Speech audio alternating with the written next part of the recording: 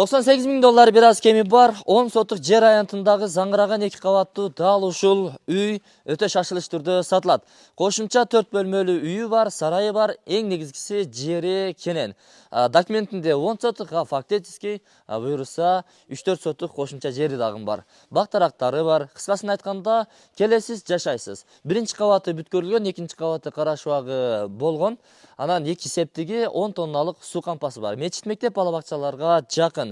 Үйдүн узун туурасы 14-кө 13, 1,5 кирпичте, бышкан кирпичтен салынган агайын туугандар. Эгерде кимде-ким дал ушундай үй издеп жаткан болсо, бул видеонун аягына чейин күзөтүп барыңыздар. Дарегине кунт коюп, кулак төшөө бугуп туруңуздар. Мен анда айтайын.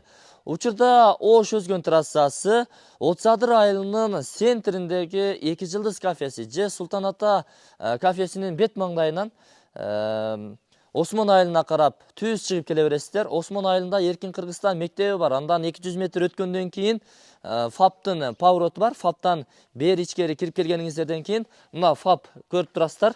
ФАПтан бир 20 метр эле өтсөңүздөр, буйруса Суранчиев, Алмата 21 дарегине кирип келе бересиздер. Чек аралары такталган, суу светтери келген. Кыскасын айтканда бардык шарттары бар. Кошумча курулуштардын видеонун жүрүшүндө көрсөтөбүз. Жүрүңүздөр, үйдүн өзүнү көрсөтөлү.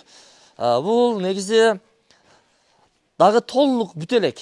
Бүткөрүп алсаңыздар өзүңүздөрдүн каалагандай табитиңиздерге жараша ар кандай формада жасап, зыңкыйтып үйдү кооздоп алсаңыздар болот. Мисалы, мына жерге панорамный терезелерди, эшиктерди койсоңуздар болот.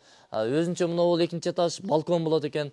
Тепкичти мына ушул жерден орнотосуздар атайын. Бардыгы пландын негизинде болгон достор. Тепкич өзүнчө чыгат да. Эми үйдүн ичине кирип көрөлү. Темир эшик, мына брондолгон эшик аркылуу кирип баратабыз. Холл бул өтө кенен экен достор. Обойлор чапташылган, софиттер жанып турат, люстранын орду каралган. Өзүңүздөр чек-чейтип асма шамды орнотосуздар. Бул жерде олтуруп алып, телевизорду тиктеп, эс ала бересиздер туугандар.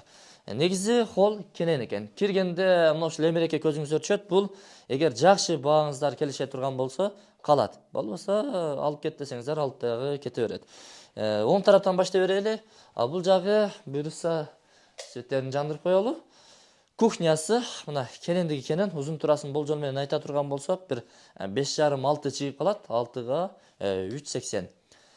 Бул жерде 2 бөлмөнү жылытуучу кыш печкеси орнотулган. Бул жагы кафелденген.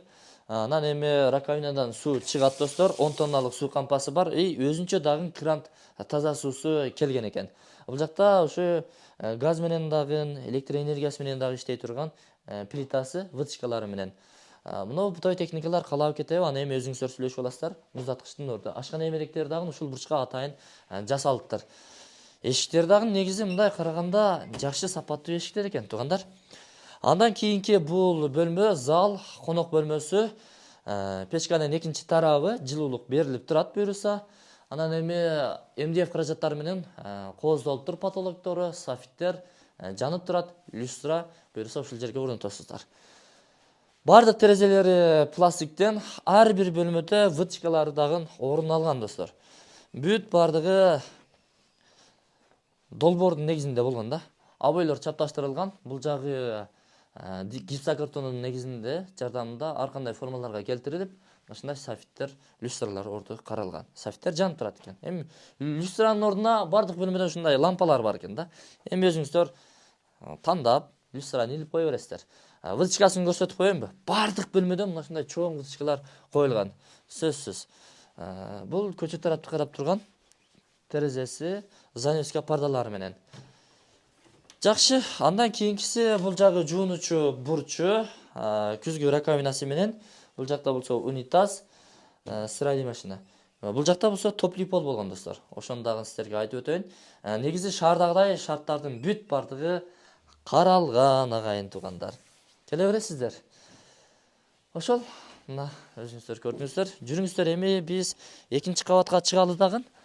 Экинчи кабаттан сиздерге тартып көрсөтөлү. Так, үй жагып атабы? Негизи жакшы салыныптыр. Оппа. Азыр убактылуу ушинтип чыгып турат экенсиздер. Негизи тепкичти жасагандан кийин сонун да. Эми элестетиңиз. Панорамный терезе. Эртеден кечке чейин күн тиет. Бул өзүнчө бир чоң бөлмө болуп калат экен да. Сөр тапчаан уюштуруп койсоңуздар дагы болот. Айланага көз чаптырганча чайды чайпап ичесиздер да. Кенен экен. Сонун. Бул жагы холл. Караңыздар. Заводский плиталар басылган. Биринчи кабат менен экинчи кабаттын ортолугунда. Кара шыбактары болгон. 1 терезе, 2 терезе, 3 терезе. Андан сиздер тууштагы бул бөлмөгө кирсеңиздер, дагы бир бөлмө, кааласаңыздар ата-энелер уктоочу бөлмө кылып алсаңыздар болот. Узун турасын сиздерге кадамдап көрсөтүп коеюн. 1, 2, 3, 80. 1, 2, 3, 80. Же 3, 80, 3, 60 чыгып калат. Кийинки бөлмөгө кире турган болсок, бул баягы залдын экинчи кабатындагысы. Кааласаңыз, экинчи кабаттагы зал же болбосо ата-энелер уктоочу бөлмө кылсаңыздар болот. Мунун узун туурасы 6га 380 же 360 чыгат. 20 сантиметр нары бери. Андан кийинки бөлмө детский комната. Бул дагы ченен, өзүңүздөр көргөндөй, потолок, черный потолок болгон, камыш бастырылган. Андан кийин коробкалар, жанагы бир нерселер басылып, андан кийин лай басылып туруптур, шыбалыптыр да. Жакшы жерин айтайынбы? Камыштын. Чычкан аралабайт, жылуу болот. Негизгиси. Ошол эми бере турган жерин айттык. $98,000 бир аз кеми бар, сүйлөшүү жолдору каралат. Агайын туугандар, андыктан байланыша бересиздер. Кандай экен? Жагып атабы туугандар? Эми кошумча курулуштарына баралы, көрөлү. Бул жакта 10 тонналык суу кампа бар. Крант чыккан. Чыгаралары такталган. Чыгаралары эми ушул туштардан болуп калса, бул жакта болсо жол бар. Жол менен түз бул жака чейин бара бересиздер. Мынакей. Бул сырткы ажатканасы, анан отунганасы, кошумча сарайлары бар.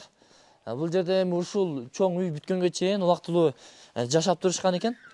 Негизи бетон экен, айланасы бүт бетон экен. Бул жака кана жүрүңүздөр. Бир катар көрсөтөлү. Буга чейин ушул 4 бөлмөлүү үйдө жашаган экен. Оң тараптан баштай берели. Оң тараптагысы бул чакан бир бөлмө экен. Азыр эми склад кылып пайдаланса дагы болчудай. Бул 2 үйдү жылытуучу ортолуктагы иш печкеси бар. Универсал комнатасы. Андан кийинкиси дагы бир жатак бөлмө. Мына негизи актап сырдап койсо жакшынакай эле үй экен. Бул болсо душ. Мынакей, душ. Бул жакта болсо караңгы бөлмө, бул зал. Узун турасын болжол менен айта турган болсок, бир 5,5га 3,5 болгон зал, конок бөлмөсү. Эми туугандар, үйдү көрдүңүздөр. Эми буну ээсинин айтымына караганда жакшылап бир холодильник кылып пайдаланам деген ойдо калтырыптыр. Анан эми айланасына көз чаптыра турган болсоңуздар, илгерки эми Союз учурунда салынган бетон дубалдан тургузулган имарат экен. Бул жакта сарай бар. Сарайын дагы кеңири пайдалана бересиздер. Өрүк, шабдалы, кокоңглаз көчөттөрү орун алыптыр. Чегарасы бул жак башка бирөөнүкү экен. Мына ушул зымсеткадан түз бул жагы буюрса сиздердики. Эми мына ушул жерлерге чейин документтештирилген болсо, бул жагы документи жок, бир 3-4 сотиктей чыгат. Бул жагын убактылуу пайдалана бересиздер. Бул жагы жанагындай сай экен. Эми агайын туугандар, биз анда бул чыгарылышты жыйынтыктадык. Мечит, мектеп, бала бакчаларга жакын. Өзүңүздөр билгендей, мындан бир 200 метр ылдый тарапта Эркин Кыргызстан мектеби жайгашкан. Анын жанында футбол полясы бар. Анын жанына болсо бала бакча курулуп атат. Эми негизи бул бетте, жолдун бул бетинде бала бакча бар эле. Кошумча дагы бала бакча курулуп атыптыр да. Эми ФАП жаныңыздарда экен. Мечит болсо мына ушул сайдын аркы бетинде бир 5 мүнөттүк жол.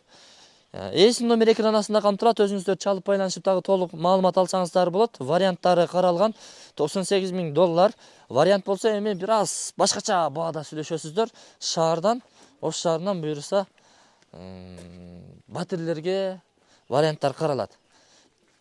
Эгер жакшы сунушуңуздар боло турган болсо, анда сүйлөшөсүздөр. Мына ушул зыңкыйган үй сиздерге насип кылсын. Сеспа поезд тумбалары дагы өтө сонун куюлган экен. Ээсинин айтымына караганда, өзүнө да бакча каражаттарын, курулуш материалдарын нече аябаптыр. Жакшы ойдо, жакшы ниет менен акчаны тарс таштап, жакшы сапатта курулган экен.